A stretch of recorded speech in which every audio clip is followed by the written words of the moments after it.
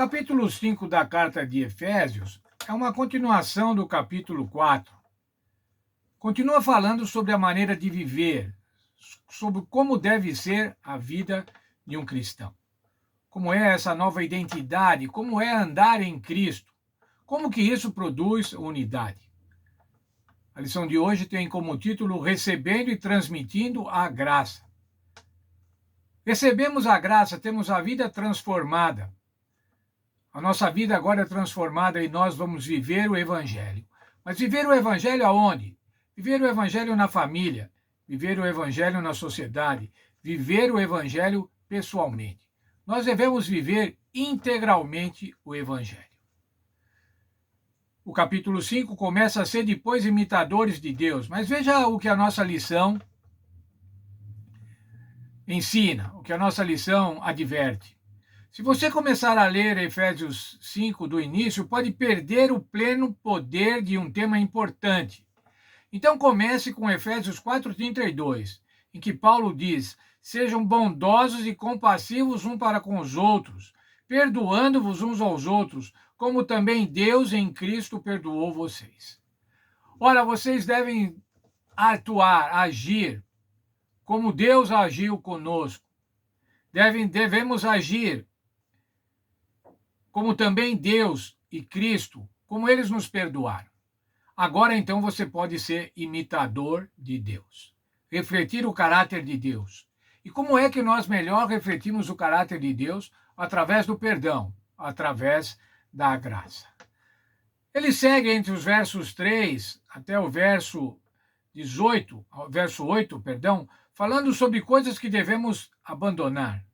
Prostituição, impureza, cobiça, torpeza, conversa tola, chocarrices. Não devemos ser devassos, impuros ou avarentos. E ele diz assim: avareza é idolatria. Por que avareza é idolatria? Avareza é preocupar-se com si próprio.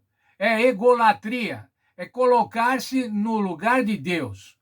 Você é mais importante que Deus. Os seus gostos, as suas necessidades são mais importantes do que os mandos de Deus. Por isso, então, a avareza é idolatria. Ninguém engane com palavras vãs. Tome cuidado. Tome cuidado com palavras vãs. Tome cuidado com filosofias, com modo de ver, modo de viver.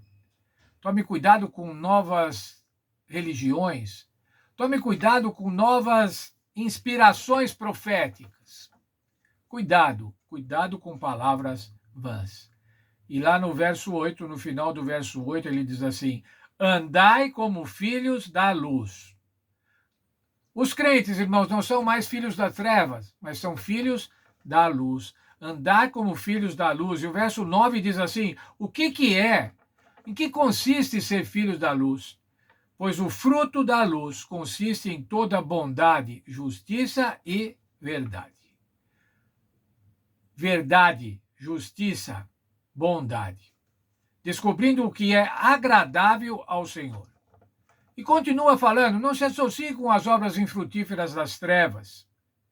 E o verso 14 dá um alerta: desperta, tu que dormes, e levanta-te dentre os mortos, Cristo te iluminará. Olha, se você ainda está vivendo entre os mortos, se você ainda está vivendo espiritualmente morto, desperta, é o que o apóstolo Paulo está falando aqui, é que o Espírito Santo mandou o apóstolo Paulo falar: desperta, tu que dormes, e levanta-te dentre os mortos, e Cristo te iluminará. Verso 18 até o verso 20, diz como deve ser agora a nossa atitude. Não vos embriagueis com o vinho em que há devassidão, mas enchei-vos do Espírito, falando entre vós com salmos e hinos e cânticos espirituais, cantando e salmodiando ao Senhor no vosso coração, dando sempre graças por tudo ao nosso Deus o Pai, em nome do nosso Senhor Jesus Cristo. Como é, irmãos? Encher do Espírito. Não se embriagar com o vinho ou com qualquer outra coisa, mas se encher do Espírito Santo, cantando hinos, salmos, cânticos espirituais, com ações de graça. A vida do cristão, irmãos, deve ser uma vida de gratidão, encher-se de ação de graça. Em tudo dai graças, diz o texto bíblico. Devemos dar graça por tudo que o Senhor nos dá, mas especialmente dar graça pelo sacrifício do Senhor Jesus Cristo, que morreu para que nós pudéssemos ser salvos. Veja depois, então, dos versos 22 até o verso 30, ele fala sobre os relacionamentos, agora o relacionamento conjugal. Diz para as esposas que elas devem ser leais ao marido, conforme a igreja é leal a Cristo. Não é uma submissão servil, mas é uma lealdade por princípio, uma lealdade por amor. A igreja deve ser leal a Cristo e as mulheres devem ser leais aos seus maridos. Os versos 25 até o verso 30 diz assim: conselhos aos maridos. O primeiro conselho é muito bom, os maridos gostam de ouvir esse conselho. Mulheres, sejam submissas, submetei-vos aos vossos maridos. Mas agora, irmãos, o apóstolo Paulo está falando para os maridos: amai as vossas mulheres, estou lendo o verso 25. Amai as vossas mulheres como também Cristo amou a igreja. O amor abnegado de Cristo pela igreja, irmãos, é o modelo para os maridos cristãos. Maridos que amam dessa forma as esposas não terão dificuldade em ver lealdade das esposas. Ainda falando sobre o cuidado com as esposas, diz assim os maridos devem amar suas esposas, suas próprias mulheres, como a seus próprios corpos. Quem ama a sua mulher, ama-se a si mesmo. E aí mais um mistério, irmãos, um mistério estabelecido por Deus. Ao nos casarmos, maridos e mulheres se transformam numa só carne. Isso quer dizer, você não permite ferir a sua outra parte, porque é como ferir a você mesmo.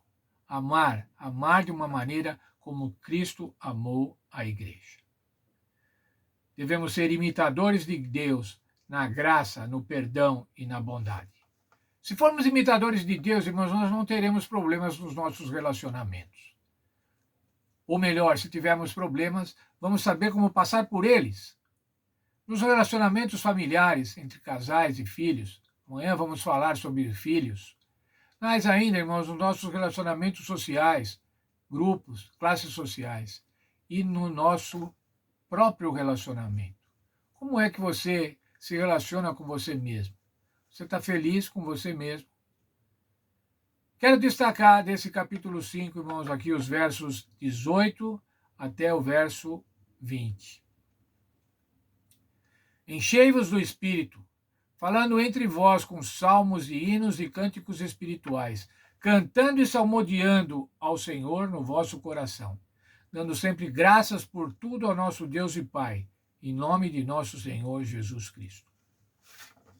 O que eu peço para mim, irmãos, e peço para cada um de vocês, é que nós sejamos gratos.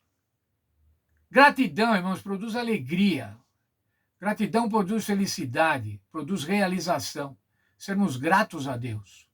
Quando agradecemos a Deus, irmãos, reconhecemos que Deus nos dá coisas que nós não merecemos, mas Ele nos dá graciosamente, e Ele começa nos dando graciosamente a possibilidade da vida eterna. O Senhor amou, que deu seu Filho para que nós pudéssemos ter a vida eterna, para que nós não perecêssemos. E é para isso, então, irmãos, por isso, primariamente, nós devemos ser gratos. E depois sermos gratos por tudo o resto, pela nossa família, pela nossa saúde, pelos nossos filhos, pelo nosso trabalho, pelo nosso descanso, pela igreja, pela ação do Espírito Santo. Veja, irmãos, quantas coisas devemos agradecer a Deus. Que Deus nos abençoe e que nós sejamos gratos, como diz aqui o verso, dando sempre graças a Deus por tudo a nosso Deus e Pai, em nome do nosso Senhor Jesus Cristo. Portanto, sejamos gratos.